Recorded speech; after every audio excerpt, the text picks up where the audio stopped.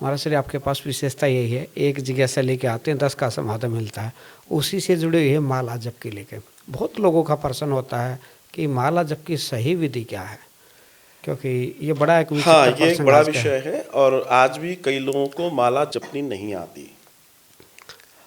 ये आपका एक अच्छा प्रश्न है कि माला कैसे जपें। तो सिद्धांत की बात यह है कि सामान्य व्यक्ति को, जो लोग दीक्षित हैं या जो लोग जाप करते हैं, वो माला से जाप करते हैं। या तो उनके पास तुलसी की माला होती है, या फिर रुद्राक्ष की होती है, या कमलगट्टे आदि की होती है। इस प्रश्न को ऐसे समझा जाए कि किसी को अगर माला करनी है तो सही प्रक्रिया क्या है, माला जपने की प्रक्रिया। तो अब मैं, जैसे मेरे पास ये सुमरनी है, सुमरनी में 27 मन के होते हैं। ये सामान्यतः उन लोगों के लिए होते हैं जिनके पास, जो अपने काम को उस रूटीन में नहीं कर पाते हैं। बैठ के जब हम करेंगे आसन पे तो हम वही बड़ी वाली माला करते हैं। अच्छा अच्छा। तो 5 मिनट के मान लीजिए, ये मैं बताऊंगा आपके कैमरे पे कि ये एक माला है। ये मान लो पूरी 108 मनके की माला है। और ये जो है ऊपर वाला, जब माला के ऊपर एक मनका होता है, इसको बोलते हैं सुमेरु। इसको बोलते हैं सुमेरु। जी। सिद्धांत इसका क्या है कि जब आप माला जपते हैं, अब माला जपने के लिए किन फिंगर्स का उपयोग होता है, तो माला हमेशा ये जो आपकी अनामिका उंगली है, रिंग फिंगर है, इस पर पहले इस पर आएगी, फिर इसको अंगूठे से बैलेंस किया जाएगा, और फिर ये जो मध्यमा है, मध्यमा और अंगूठा मनके को खिसकाएगा ओह। इस तरीके से। ये देखिए, एक मंत्र पर एक मनका आप खिसकाएंगे, ये आपके टीवी के माध्यम से लोग देख पाएंगे। ठीक है। अब आप देखिए, हम कई बार क्या माला करते करते करते करते करते करते करते करते करते हम यहाँ आ गए, मुझे एक और माला करनी है, वापस में तो हमको यहीं से वापस करना पड़ेगा। ठीक है।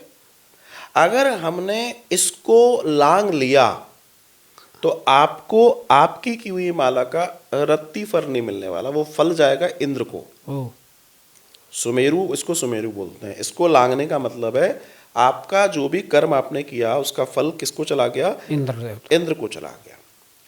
तो माला का सिद्धांत यही है कि माला जब भी जपें, माला हमेशा, जो आपकी 108 मनके की माला है, वो माला झोली में होनी चाहिए।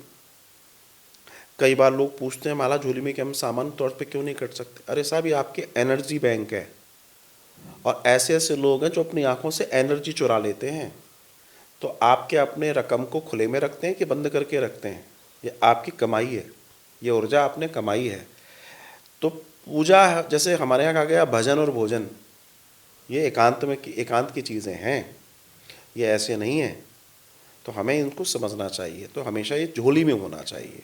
दूसरी चीज़, झोली को भूमि पर नहीं रखना चाहिए, उसको मंदिर आदि इत्यादि में रखना चाहिए। और जो लोग भी माला करते हैं उन्हें एक बात और समझनी है, अगर आप अपने ऊर्जा को बहुत अच्छे से बचाए रखना चाहते हैं, अपनी माला की सिद्धि, अपने मंत्र की सिद्धि, अपने इष्ट की सिद्धि बहुत अच्छे से करना चाहते हैं, आपके पास आप ही की माला होना चाहिए जिससे आप ही जाप करें, मतलब दूसरे की ना हो। और दूसरा करे भी नहीं आपकी वाली से। माला जपने का बड़ा सिद्धांत है। अब आजकल आपने देखा होगा, वो यहाँ पहन लेते हैं, काउंटर है, दबा रहे हैं, बोला साहब नाम जप हो रहा है। कोई बात नहीं है, भगवान का नाम तो फिर भी है, लेकिन बात है कि क्या इससे वैसा लाभ मिलेगा जो माला से मिलता है? कभी नहीं मिल सकता। अब आप कहेंगे क्यों? वही मतलब क्या इच्छा तो कारण है? होती आजकल है। तो बड़ा फैशन का, तो टेक्नोलॉजी आ गई। साहब मेरे पास काउंटर है, मैं कर रहा हूँ। पहली बात तो यह है कि वो आपको आने वाले समय में अंगूठे में प्रॉब्लम दे देगा, दे ही देगा। हमारे ऋषि मुनियों ने हर चीज़ को बहुत डिज़ाइन किया है। ये जो रिंग फिंगर है, जिसको आप, जिसमें शादी की अंगूठी पहनते हैं, विवाह की अनामिका, इसको तिलक करने के लिए भी उपयोग किया जाता है आदि। इससे मस्तिष्क की और हृदय की, इसमें से नाड़ी गई हुई है, ओह।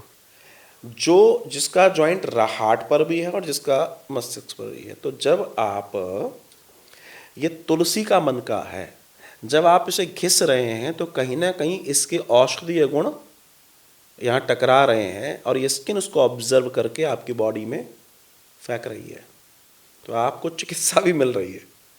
ऐसे वो भी कह देते हैं ऐसे ही कर ले भाई तू भी, उन्होंने ऐसे नहीं कहा, उन्होंने हर चीज़ के लिए सिद्धांत दिया, पूरा मंथन करके, पूरा मतलब मंथन करके कि इससे तुम्हें औषधीय गुण भी मिलें, तुम्हारा कल्याण भी हो, और तुम्हारी जब ये एक्टिव रहेगी तो सिर्फ ये यहाँ से, अब देखिए इससे करेंगे, अब ये तर्जनी है, आपने देखा होगा कि जब माला होती है, माला थरी में से एक छेद है, उसमें से ये बाहर होती है। ये बाहर क्यों होती है?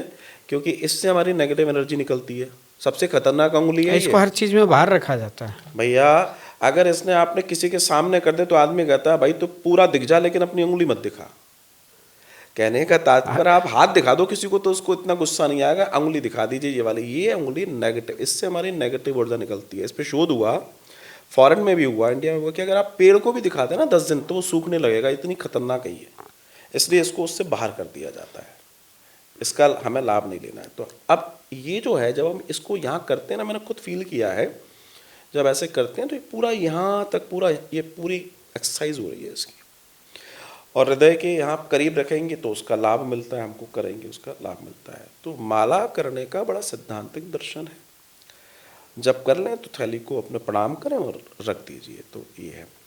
लेकिन माला करने में 2-3 चीज़ें और हैं। एक, माला चलते फिरते भी लोग करते हैं सारी, लेकिन कम से कम आसन पे बैठकर, अगर आपके पास आपका गुरु मंत्र है तो आसन पर बैठकर 1, 2, 5 जो भी माला है वो जरूर करनी चाहिए। अब आसन का सिद्धांत मैं आपको बता दूं, चूंकि आपने अभी कहा, आसन के साथ भी वही चीज़ है कि अगर आप पूजा में बैठ रहे हैं तो अगर आप हैं तो आपका आसन आपका होना चाहिए, पहली चीज़। और अगर पूजा से उठ रहे हैं तो उसको प्रणाम करें, जल छोड़ें, आसन को फोल्ड करें, रख दें। अगर आपने ऐसा नहीं किया तो आपकी पूजा का फल इंद्र को चला गया। वो खड़ा रहता है कि ये हटे और मैं बैठूं। अच्छा महाराज जी, आसन को लेकर बात है, तो आसन भी मतलब किस जैसे धागे का मतलब होना चाहिए आसन, किस ऊनी प्रकार? हो, ऊनी, क्योंकि अब लोग चटाई वाले पे तो बैठ नहीं पाएंगे। जी। ऊनी हो, सबसे बढ़िया ऐसा हो जो एनर्जी को भूमि में न जाने दे। ओ, मूल मतलब काणु है। वही मैंने कहा, कंडक्टिव नॉन कंडक्टिव। अगर आपकी ऊर्जा को भूमि ने खींच लिया तो आपको क्या मिला? कुछ नहीं। जब आप कमाई कर रहे हैं तो आपके पास रुकनी चाहिए। मतलब खाली रुपए पैसा धन दौलत की कमाई नहीं, ये भी एक कमाई। असली कमाई तो ये है साहब।